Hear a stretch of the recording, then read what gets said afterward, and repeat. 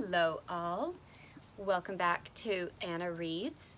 This is continuing Unmentionable, the Victorian Lady's Guide to Sex, Marriage, and Manners by Therese O'Neill. I have no idea where my usual reading buddy Luther is. This is probably the third time he's been absent. So let us go right ahead with Chapter 10 of Unmentionable.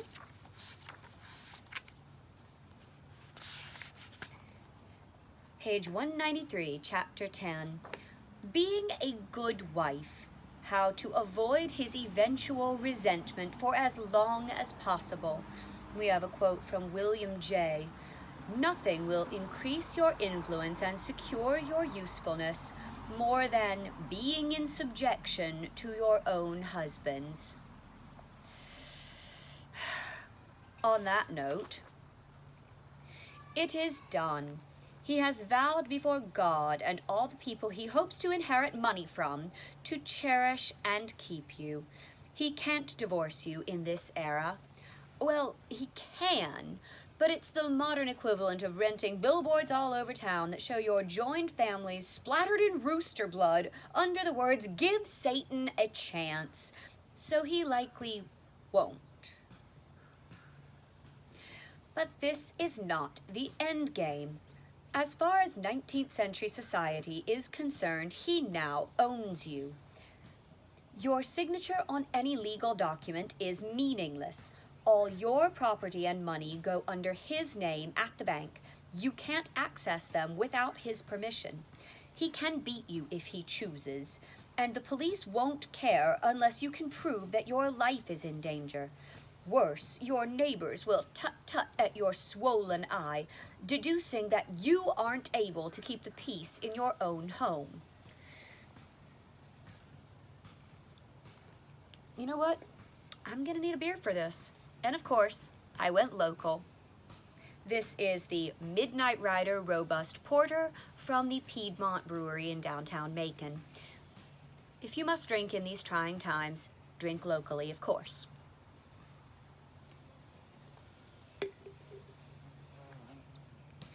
And even though most states passed laws mid-century allowing women to, that was a bumblebee, to at least retain their own property upon marriage, not a lot of people paid attention to them.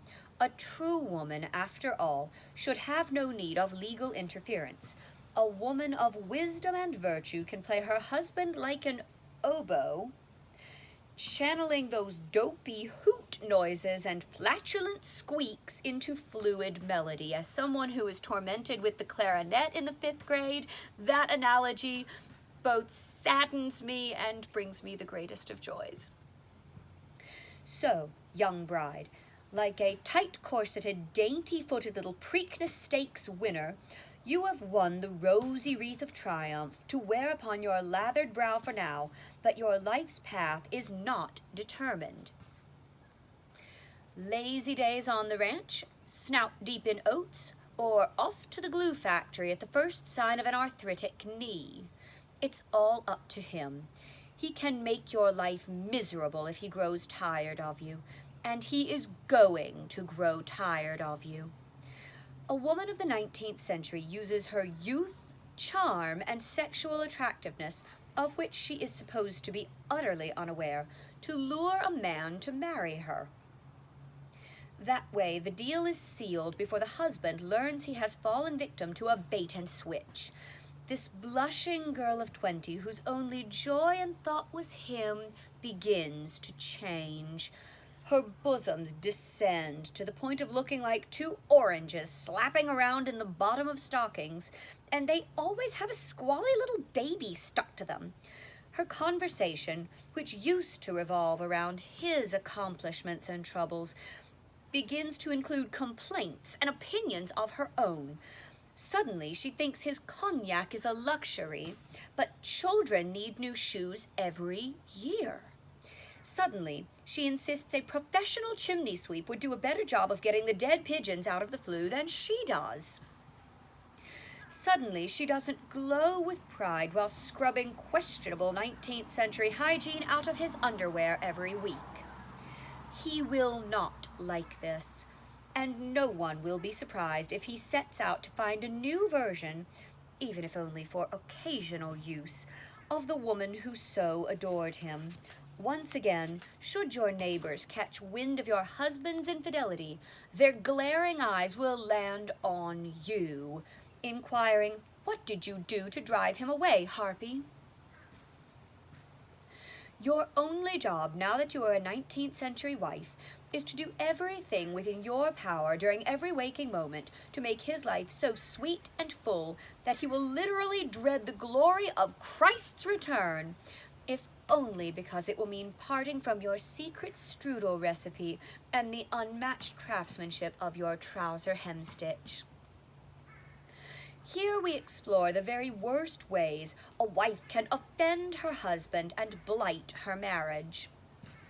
Page 196, the most common paths to marital ruin. 1. Being messy. Well, I'm doomed. Witness The Slovenly Wife, a tale from an 1838 edition of the ladies' periodical, The Lady's Garland. In it, we learn the story of Hester, a girl of beauty and charm who lands a fine husband. To his dismay, he soon discovers that Hester cares about her appearance only when going out. At home, she dresses indifferently. One night, her sister pays an unexpected call and was struck dumb with astonishment as she entered the room at the embarrassment in the countenance of her brother-in-law and the neglected appearance of his wife. She was dressed in her dirty though fashionable frock, her hair partially prepared, and her whole appearance gave evidence of extreme negligence. This is a description of the 19th century version of an unwashed ponytail, yoga pants, and faded Willie Nelson Honeysuckle Rose Tour t-shirt. Hester was chillin', unfortunately a century and a half before it became acceptable.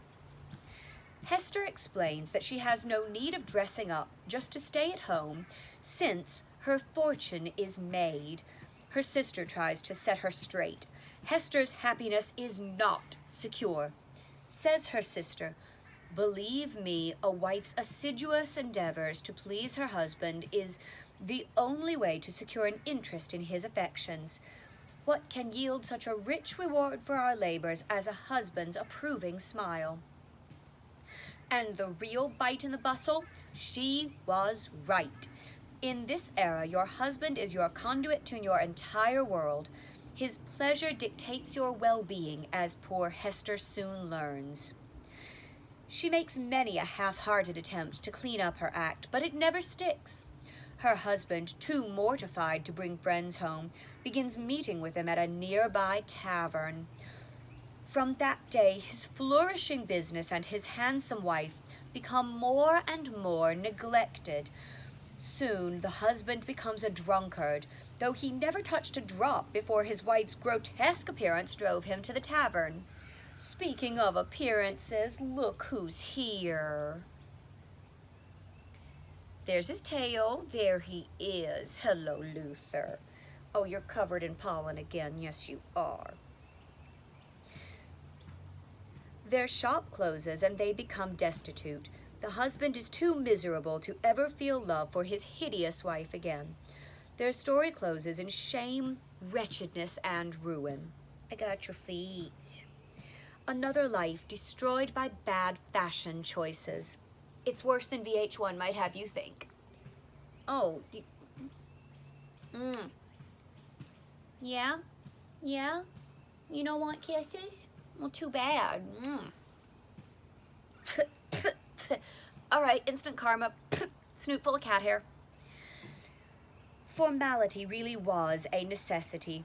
If your courtship was done respectably, you and your husband barely knew each other. It was in no one's best interest to rectify. What did that cat just get on my shorts? Ew, ew, ew. Crikey, Luther, what are you covered in? Ick. It was in no one's best interest to rectify that, including what just got all over my shorts. At least not too quickly. As co-author J.L. Nichols reminds us in his Searchlights on Health, Light on Dark Corners, block quote, cat hair, your hair was always in perfect arrangement. You never greeted him with a raggedy or untidy dress or soiled hands. It is true that your market is made, but you cannot afford to have it broken. Cleanliness and good taste will attract now as they did formerly. Keep yourself at your best. Make the most of physical endowments. Ugh, I'm covered in cat hair. But to be fair, Nichols was asking a lot. It's the 19th century. Dust kicked up by horses coats you the second you leave your home, making a comfortable bed for all that soot and smoke in the air to lie upon. Remember, nearly every building, everywhere, is using some process that results in smoke and ash. Your clothing, which all but the richest ladies had to sew themselves, must be hand-washed in a soul-crushingly long process involving chemicals you have to have a permit for nowadays. Water is brought into your life by the bucketful, and darling, it is cold. That's just if you're in an urban area. If you're an American farm wife, there is, on average, a 60% chance that you are in this... You'll spend your day knee-deep in various dirts, animals, crops, and all the awful things that happen when you combine the three. And pity the poor husband who comes in from the back 40 to find this pitiful excuse for a wife waiting for him. Yes, the table is heaving with food, the cows milked, the stall mopped, the fruit preserved, and 7 children bathed. But look at you! Just because you had to butcher a whole hog earlier this afternoon doesn't give you an excuse to look like one, dearie. This goes on to this day. We expect women to work as if they don't have children and raise children as if they do not work. Moving on. 2, getting old. Try to understand it from his perspective. You stopped being 22. There. Do you see now? No man wants an old bat hanging around the joint, rubbing her wrinkles on the nice furniture and spreading her doughy flesh all over the bed sheets. That wasn't the deal, Grandma. 3, asking for stuff. American reformer William J., in his contemplations of the Christian marriage, tries to reason with women about their place in the grand order. He knows they feel like they're people, bless their hearts, but higher sources suggest otherwise. Block quote, the woman is disinclined to obey, while the man is often absurd in his designs, capricious in his temper, tyrannical in his claims, and degrading in his authority. But, my sisters, while you have reason, much reason to complain, remember it is the consequence of sin, the sin of your own sex. And there it is, dear. You have to do what he says, and it's your own fault because for whatever reason, God smote you with the same chromosomes he gave Mother Eve who brought sin into this world. This might come as a shock, for in the 21st century, you were used to equality and compromise between partners. Please adjust yourself to the following example of compromise for the duration of your stay. Here we have marital compromise, 19th century. The wife says, husband, I was dearly hoping that we might call Dr. Smith regarding those recurring shooting pains my mother is experiencing in her left arm. They trouble her greatly, and the husband replies, out of the question. Dr. Smith has attended my supper club and revealed himself a Democrat.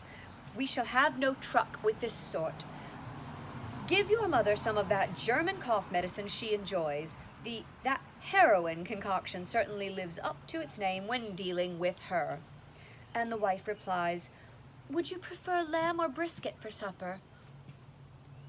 If you pursue the issue further, you will be a scold or a nag. That's usually the first brick to tumble in the monument of marriage. Not to mention violating the laws of God and nature, little Miss caused the fall of all mankind. William Andros Alcott, distant relation of known chatterbox Louisa May, in his 1837 edition of The Young Wife, or Duties of Woman in the Marriage Relation, this dude looks remarkably like Robin Williams, but with Jamie Farr's nose.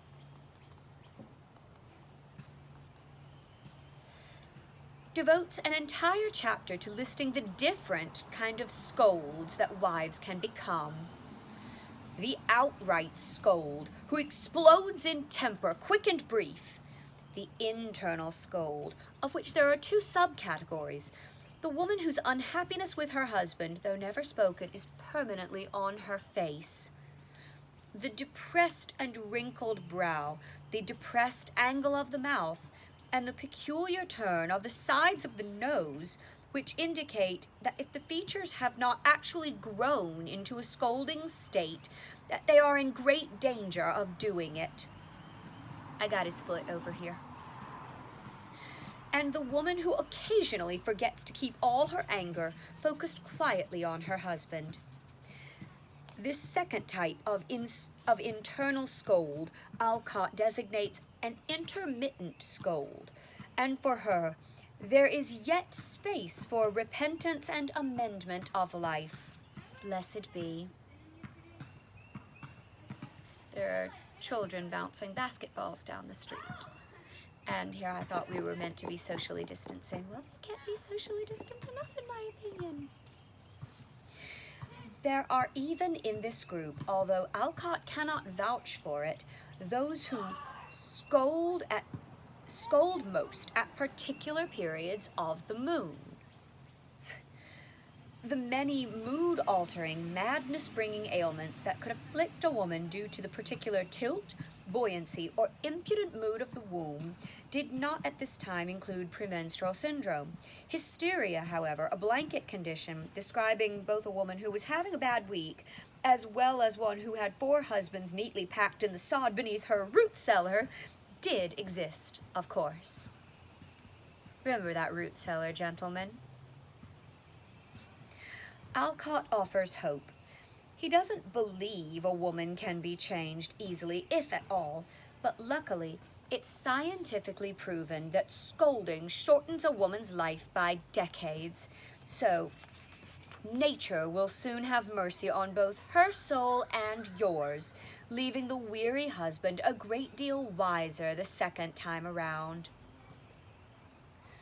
Just be patient, good man. Soon the old cow will die from the pressure of her disobedient, unmet desires, and you can get a new one that doesn't talk. Seriously, I need a beer.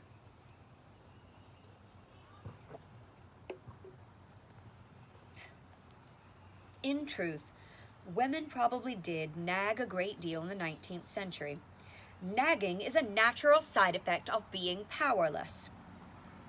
If a lady could withdraw money from her husband's account, pay calls until she locates a trustworthy handyman, and have the shingles on the roof repaired without bothering her husband, she would. If she could get a part-time job to pay for her own needs without announcing to the entire community that her husband is a bum who can't provide for his children and ungrateful wife, she would. But she can't do any of that. So she must wheedle and remind and even beg, right into the grave. 4. Having opinions, passions, and strengths. Are you an operatic soprano with perfect pitch? Little lady, you just made front row in the church choir. Mind teeming with complex plots, aching to be shaped in beautiful language. Oh, the little ones will love that at bedtime. Impeccable at math and bookkeeping? You best keep that to yourself. Just keep a tidy budget for the household, and if someone asks your opinion of current stock market prices, say you don't raise cows, but your milk deliveries have been reasonable. For the average man, No worldly knowledge, talent, or strength in a woman will make her a better wife. Not here. Nichols explains, however much men may admire the public performance of gifted women, they do not desire that boldness and dash in a wife. The holy blush of a maiden's modesty is more powerful in hallowing and governing a home than the heaviest armament that a warrior ever bore. Simply put, gifted women would have other interests besides home and husband. No thank you. This, he continues, is what makes a good wife. Block quote. A woman, to be the best homemaker, needs to be devoid of intensive nerves. She must be neat and systematic, but not too neat, lest she destroy the comfort she endeavors to create. She must be distinctly amiable while firm.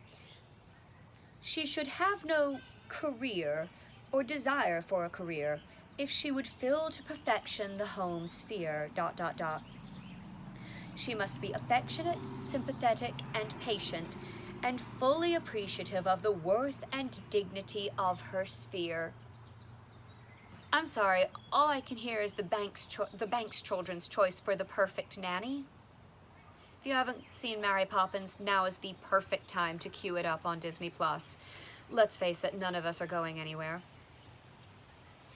Nearly every author of this era does encourage a wife to keep a keen and healthy mind, however, especially by reading her husband's newspapers and learning about the machinations of his particular line of work. Because some nights he'll be bored and want to talk to you. You need to be ready. Don't overdo it, of course. The point is to charm and relax your husband. You provide the attractive parsley to garnish his conversational meal. Useless, but he'll appreciate the effort. You're useless, but we appreciate the effort. Yeah, you're cute and chunky. You is the long blob with eyes. Yes, you are. It isn't your job to upstage him with your own views and interests. If you open dinner conversations with your opinions on how the Second Opium War will end up affecting the Qing dynasty, you best be speaking to a member of the Qing dynasty, whose wives were not exactly known for expressing themselves either, by the way. Well, now I have a girl worth fighting for stuck in my head. You might as well go watch Mulan too. It's on Disney Plus too. 5. Being a bad cook. Oh. You crotchety old thing. Right, 5. Being a bad cook. The key to being a good wife appears to be an assemblage of things you don't do. You don't express need, you don't express ideas, you show no hurt, and generally you functioned as a well-groomed iron girder supporting the architecture of your husband's life. There is one area, however, where your husband requires you to be active and enthusiastic, authoritative even. Not in the bedroom, that's just disgusting. And you're disgusting for thinking it. No, in the kitchen. Actually, that also calls to mind Fiddler on the Roof. I see my wife, my Goldie, looking like a rich man's wife. He goes on to talk about her screaming at the servants and supervising meals to her heart's delight. Meals in this era are an arduous undertaking, very unlike what you were used to in the 21st century. The food you eat either has to be coaxed from the earth through primitive and unreliable farming methods, or chased down, subdued, and killed before you can eat it. I'd like to give a shout out to purpose-bred dogs. You can buy food in a store. Canned foods started to become available early mid-century in America, but there is no FDA, no sanitation standards, and Louis Pasteur won't show the world how to kill off bacteria with heat until 1864. And when he does, not everyone will listen to him. Ketchups are tinted with rust to make them red, bakers increase the weight of their bread loaves with chalk and grit, and with no refrigeration or pesticides, everything is one hot breath away from spoilage. I live in Macon, Georgia. I do not want to think about how much that went double in the American South. This is why people drank.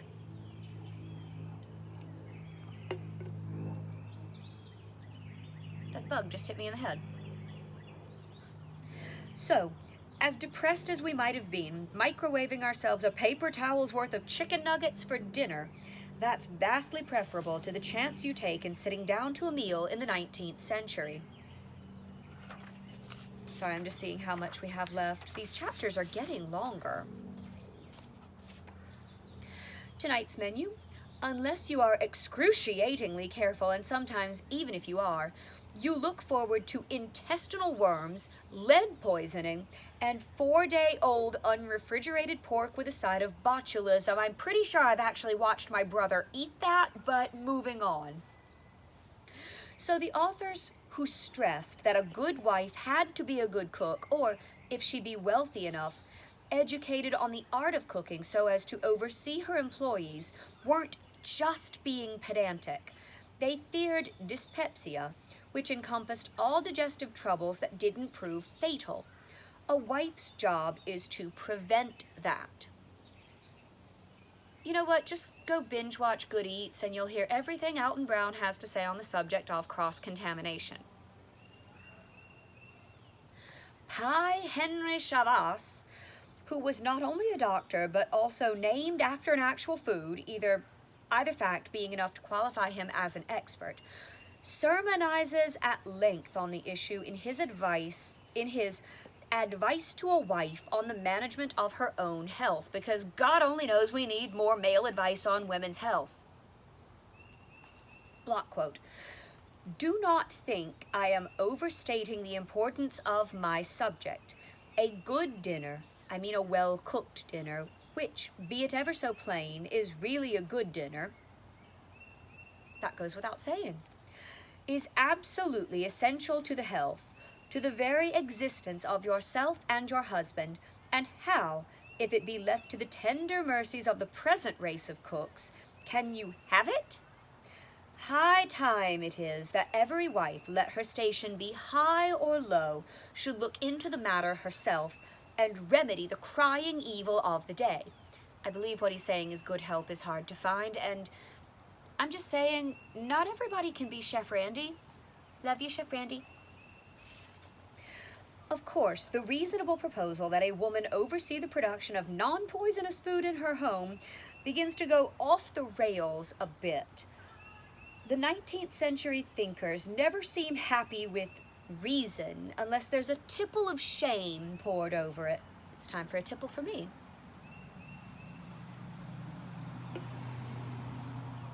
And Chavas has a flair for shame. Block quote. Oh, this is a block quote. I will, moreover, maintain that no man can be a thoroughly good man who has a bad cook. It is an utter impossibility.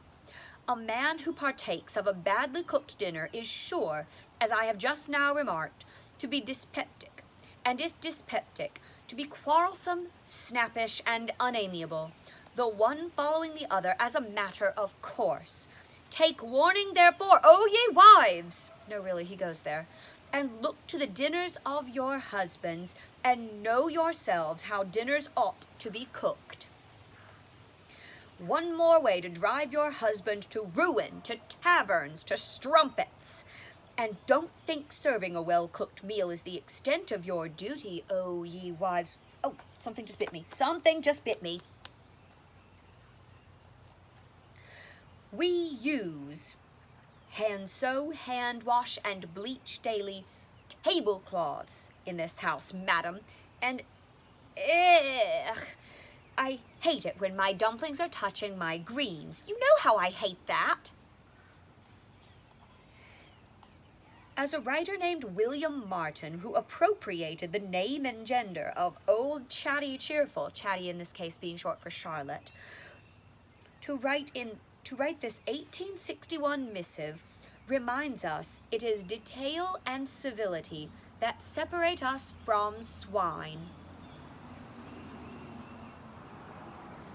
Well, now I'm thinking of Charlotte's Web, and now I'm sad. Block quote. Yet how many bad housewives are there who never have their husband's meals ready at the proper time? A man who has to wait perhaps only half an hour to eat his breakfast in can't afford to wait. If he have to wait, he must do it at the loss of temper, and loss of temper involves loss of appetite, and sometimes loss of peace for the whole day. Then, again, how frequently have I seen a working man sitting down to his breakfast or dinner without a bit of cloth on the table, with dirty knives and forks, dirty salt in a dirty salt cellar, pork, dumplings, greens, and potatoes all muddled into one dish, and the whole without order or cleanliness, badly cooked, and so wretchedly served as to look disgusting. Then the man sits down, all in a broil, perhaps the woman all in a broil from her cooking, the children all in a broil, and dirty from the streets where they have been playing, none of them washed, but all with dirty hands and dirty faces, gathered together like so many pigs to eat the food God has given them. You know, Hawkeye Pierce gives a similar rant on army food that ends in, "We want something else! We want something else!" I believe it's in the episode Adam's Ribs. Sounds like season 2, about halfway through the season, but I digress. What excuses can this poor woman give for failing to properly stage her husband's meal? Teething babies, difficult interactions with servants, loss of mobility due to rickets, the reasons exist, but it just doesn't matter. A slice of burnt toast in the morning could trigger a terrifying series of events. It makes one wonder how many lives might have been spared if just one of Genghis Khan's concubines had known her way around a kitchen. Beer. Let's see. Oh, number 6 here. Getting mad when he cheats. Well, here you are. You didn't know each other to begin with.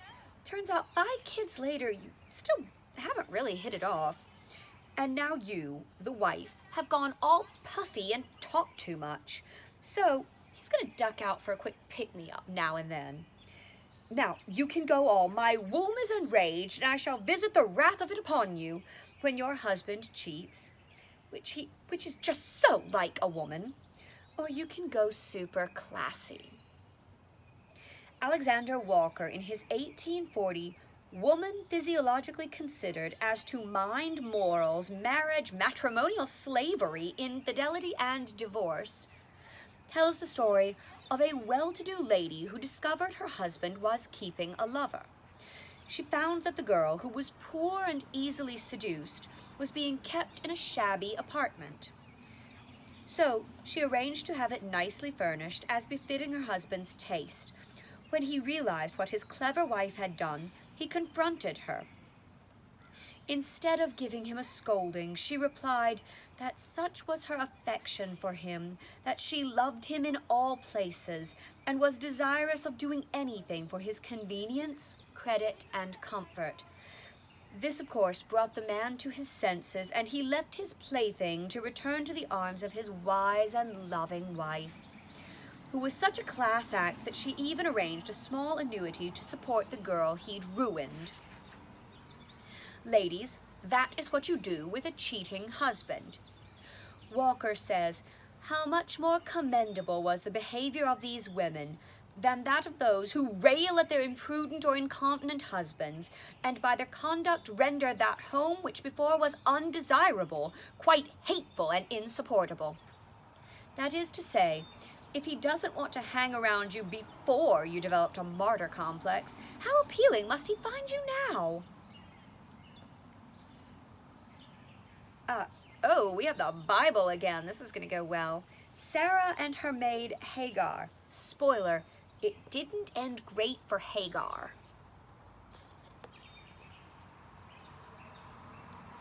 Besides, Walker reminds us, caring more about your husband's happiness than your own isn't just prudent, it's biblical.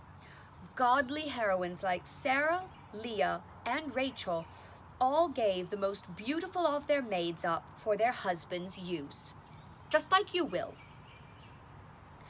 And not just because it's good manners to share your husband's vitality. The hell was that? It's also the safest option for you if your man has a wandering eye. If you, the wife, allow him one clean, pretty little plaything, he won't have to sneak around with larger numbers of lesser women. It's almost like consensual polyamory. I'm not even going to go down that road. Not here to judge. Consent matters. After all, it was the mid-19th century that the world of promiscuity and extramarital sex took a turn for the ugly. Seeping sores, horrible pox, and slow nerve failure ugly. Why the huge uptick in sexually transmitted diseases? It was the factories, if you can believe it. With the Industrial Revolution underway, for the first time, young men and women realized they didn't have to spend the rest of their lives staring at a cow's pungent hind end. They went to the cities to work in manufacturing, shipping, and hospitality industries. For our purposes here, we're going to file prostitution, sex work, under hospitality industries. Business boomed. For the most part, Victorian ladies of all but the lowest classes still kept their virtue tightly intact, so men were not able to relieve what they'd been taught were unhealthy buildups with that particular population. It was the women who had the misfortune to be born into starvation, filth, and poverty who filled this need.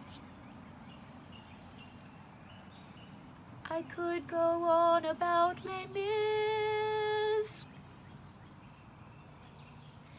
The strumpet, the streetwalker, our fallen sisters, the painted ladies, the women of the evening, soiled doves, prostitutes. Now we call them sex workers. Prostitution of the olden days is glamorized today. Sultry, sassy brothels filled with velvet and laughter. You had to be quite attractive and young to get into one of those, and then all your earnings belonged to your pimp or madam. Plus, you were out on your unmarriageable, unemployable bottom once your looks faded. Most urban prostitutes spent their nights leaning against the same freezing alley walls, being used as little more than public trash receptacles. Few made it to age 40. Disease was almost a given, and if your beloved husband brought it back to you, your life, home, and marriage would be devastated. Forgetting your own immense discomfort and the congenital defects of children you might conceive, there was the fact that a lot of doctors wouldn't want to upset your delicate lady brain by telling you what you actually had. In his 1904 treatise, Social Diseases and Marriage, Social Prophylaxis, Prince, a name, not a title, Albert Morrow. The man's name was Prince Albert. Woo!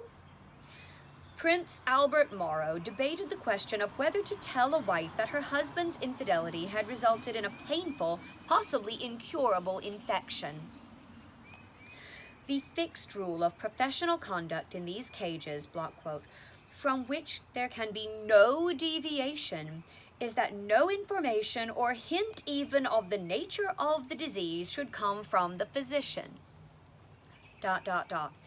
It is a question whether it is better in the interest of the wife as well as of the husband that she should not know or even suspect the nature of her disease if it can possibly be concealed from her, and thus spare her the mental anguish, the sense of injury, shame, and humiliation which would come from the revelation. That's called criminal medical negligence today. If you suspect your medical caregiver has withheld the details of your diagnosis, sue their pants off, please. By comparison, men believing that you are too weak to own property or vote doesn't seem nearly as insulting, does it? Your burning and blistered genitals? Oh, madam, tut-tut. We do not talk about such things in polite company or in my medical exam room. Now keep injecting your unspeakable region with this iodine and mercury sublimate until I tell you to stop. Because I said so, that's why. Morrow doesn't completely support this silence because he doesn't believe women are dim enough to fall for it, which is generous of him because a particularly slow-witted monkey wouldn't be dim enough to fall for it. I had a cat who was that stupid once. Block quote, notwithstanding the most painstaking precautions on the part of the physician in concealing the character of the remedies employed, the exercise of his diplomacy in parrying her embarrassing questions as to why she should have the same symptoms as her husband, etc., and in persuading her of the necessity of continuing treatment in the absence of all manifestations, sooner or later she is apt to divine the nature of the disease for which she is treated, so that the little comedy of deception and falsehood most often proves a dismal failure. You shouldn't lie to your patients. Who knew? And then she'll be diseased and quite irritated. Bad news all around, madam. It turns out the doctor has diagnosed you with stupidity as well as syphilis.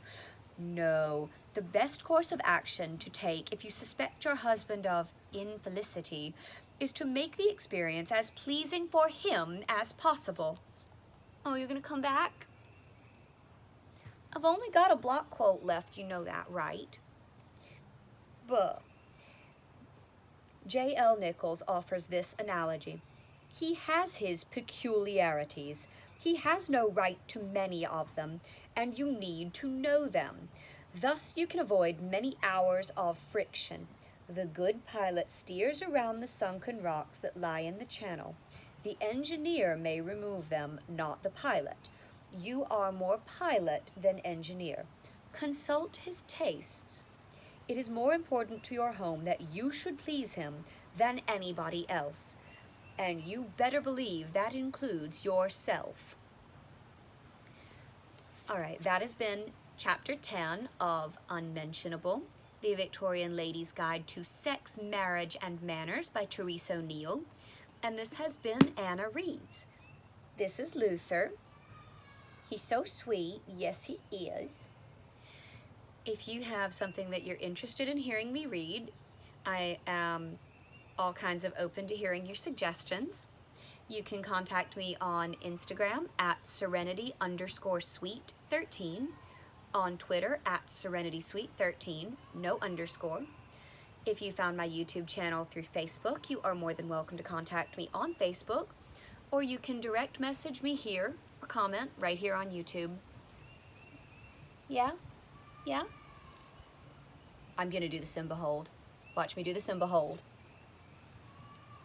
I'm doing the Simba hold. All right, that's enough of the Simba hold. All right, he's had enough of me. Guys, I know the whole self-isolation thing is still really, really hard. It's hard on me too. It's a beautiful day. I would really rather be walking Stitch, that's my dog, downtown. But I can't do that because it's up to all of us to protect each other. Everybody, we're here to have a society, have courage, and be kind.